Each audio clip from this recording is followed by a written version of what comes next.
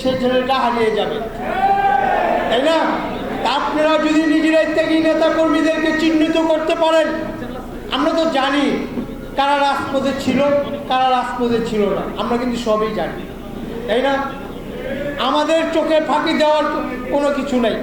আমি আমাদের ঢাকা মহানগর দক্ষিণ স্বেচ্ছাসেবক দলের সভাপতি, সংগ্রামী সভাপতি এবং সাধারণ সম্পাদক, তাদেরকে কাছে আমার বিনীত অনুরোধ থাকবে, আপনারা রাজপথের নেতা কর্মীদেরকে অবশ্যই মূল্যায়ন করবেন, যাতে তাদেরকে মূল্যায়ন করব। যারা রাজপথে ছিলেন তাদেরকে আমরা মূল্যায়ন করবো, তাই না?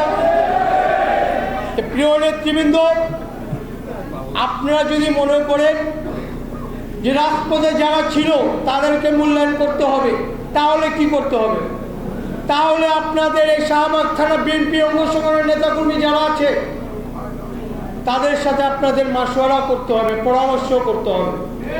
পরামর্শ করে আপনারা এই শাহবাগ থানা কাকে নেতৃত্ব আনবেন সেটা আপনারা নিজেরাই আলোচনা করে যদি আপনারা নেতৃত্ব ঠিক করেন, তাহলে আমি মনে করি আমাদের পল্টন এলাকার মধ্যে যখন আমরা আন্দোলন সংগ্রাম করি, এই শাহবাগ থানা একটি গুরুত্বপূর্ণ ইউনিট।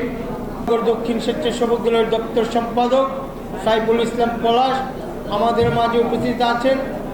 ঢাকা মহানগর দক্ষিণ স্বেচ্ছাসেবক দলের সংগ্রামী যুগ্ম সম্পাদক সঞ্চালনার দায়িত্ব পালন করতেছেন আমাদের কাজী মহিউদ্দিন মহি। প্রিয় নেতৃবৃন্দ, আমাদের মাঝে উপস্থিত আছেন শাহবাগ থানা বিএনপি অঙ্গ সংগঠনের নেতৃবৃন্দ এবং শাহবাগ থানা স্বেচ্ছাসেবক দলের সংগ্রামী নেতৃবৃন্দ। সবাইকে জানাই ঢাকা মহানগর দক্ষিণ স্বেচ্ছাসেবক দলের পক্ষ থেকে রক্তিম শুভেচ্ছা এবং অভিনন্দন।